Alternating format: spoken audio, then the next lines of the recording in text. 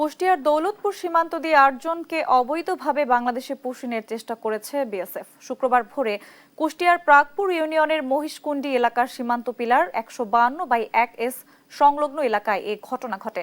BGB জানায়, ভারতের ১৪৬ BSF ব্যাটালিয়নের চর মেঘনা ক্যাম্পের সদস্যরা নদী পথে সাঁতার কেটে ৮ জন অজ্ঞাতনামা ব্যক্তিকে বাংলাদেশে প্রবেশ করানোর চেষ্টা করে। পরে বিজিবির টহল দল ঘটনাটি তাৎক্ষণিকভাবে শনাক্ত করে দ্রুত সীমান্তে অবস্থান নেয় এবং ওই ব্যক্তিদের বাংলাদেশে প্রবেশে বাধা দেয়। বিজিবির কঠোর অবস্থানের মুখে তারা নদী পথেই পুনরায় ভারতের অভ্যন্তরে ফিরে যেতে বাধ্য হন। কোনো প্রকার পুশিং আমরা অ্যালাউ করব না।